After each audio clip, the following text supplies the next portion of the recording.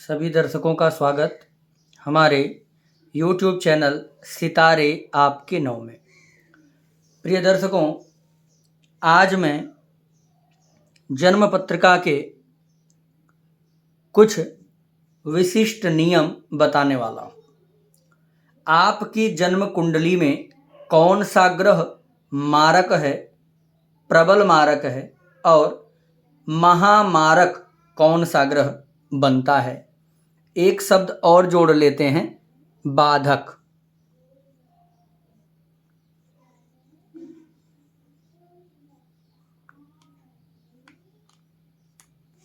और महाबाधक।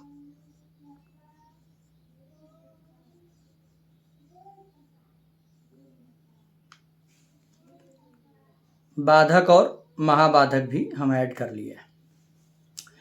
कौन सा ग्रह मारक, प्रबल मारक, महामारक और बाधक महाबाधक। अब इसके लिए सबसे पहले आपको अपनी जन्म पत्रिका में यह जानना होगा कि कौन सा भाव मारक भाव कहलाता है। तो लग्न चार्ट में देखिएगा अपना दूसरा घर और सातवां घर, ये हर व्यक्ति की जन्म पत्रिका के मारक भाव है।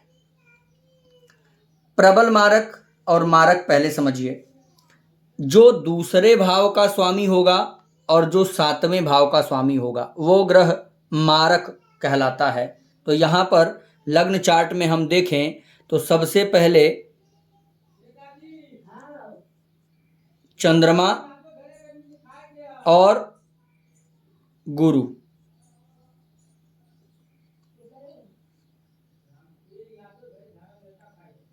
चंद्रमा और गुरु, ये दो ग्रह इस कुंडली के मारक हुए। प्रबल मारक कैसे निकालेंगे?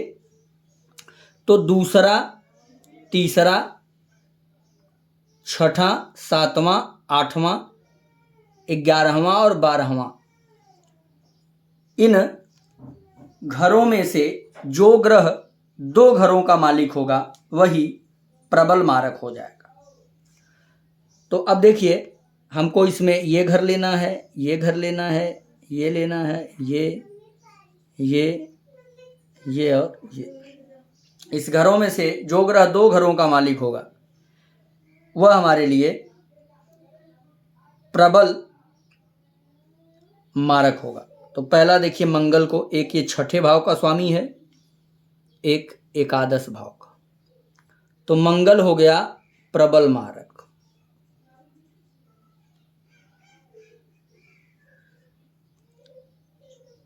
ये मारक हो गए।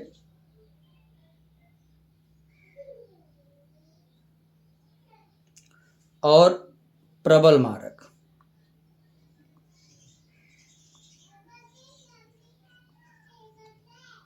मारक और प्रबल मारक। प्रबल मारक इस कुंडली का बन गया मंगल, ठीक ना। अब देखिए महामारक कैसे निकालेंगे। तो प्रिय दर्शकों, लग्न चार्ट में जो प्रबल मारक निकल करके ग्रह आया है, किसी किसी कुंडली में दो प्रबल मारक भी हो सकते हैं, पर इसमें हमें मंगल मिला है। तो लग्न कुंडली का जो प्रबल मारक ग्रह है वह यदि नवमांश कुंडली के चतुर्थ भाव के राशि में बैठा हो, यहाँ नवमांश की चतुर्थ भाव की जो राशि है वो कर्क राशि है, या तो मंगल कर्क राशि में लग्न में ही बैठा हो या नवमांश में ही कर्क राशि में आ जाए, तो वह उस जातक के लिए महामारक ग्रह बन जाएगा। फिर से कम शब्दों में समझिए, लग्न कुंडली का प्रबल मारक ग्रह यदि नवमांश कुंडली के चतुर्थ भाव की जो राशि है उस राशि में बैठा मिल जाए, चाहे वो लग्न में हो या नवमांश में हो, तो वह उस जातक के लिए महामारक ग्रह बन जाएगा।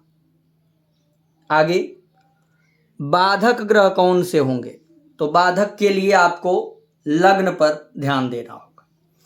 यदि आपकी लग्न चर लग्न है, चर लग्न है तो चर लग्न के लिए एकादश भाव का स्वामी बाधक होगा। यदि आपकी स्थिर लग्न है तो नवम भाव का स्वामी बाधक होगा। यदि आपकी द्विस्वभाव लग्न है तो सप्तम भाव का स्वामी बाधक होगा। और वह महाबाधक कब हो जाएगा? जब आपके कुंडली का बाधक ग्रह नवमांश कुंडली के चतुर्थ भाव के राशि में बैठा हो। अब जैसे इस कुंडली के लिए अगर बाधक देखें तो ये मिथुन लग्न की कुंडली है और दो स्वभाव लग्न हुआ, तो दो स्वभाव के लिए सप्तम भाव का स्वामी बाधक है। यानी इस कुंडली के लिए प्रबल मारक मंगल और बाधक गुरु ग्रह हो रहा है। अब यह गुरु महाबाधक कब होगा? जब ये गुरु या तो लग्न में ही कर्क राशि में हो या नवमांश में कर्क राशि में हो। तो हालांकि यहाँ पर ना लग्न में और ना ही नवमांश में गुरु कर्क में है, परंतु यदि गुरु यहाँ पर होता तो यह गुरु महाबाधक की श्रेणी में आ जाता। इस प्रकार से आप मारक, प्रबल मारक, महामारक, बाधक और महाबाधक ग्रह को देख सकते हैं अपने कुंडली में भी। अधिक जानकारी के लिए हमसे आप संपर्क कर सकते हैं। हमारी लाइव सेशन की क्लास चलती रहती है रोज़ सुबह 9 बजे और शाम को 9 बजे, तो आप उसमें जुड़ें। स्वागत है।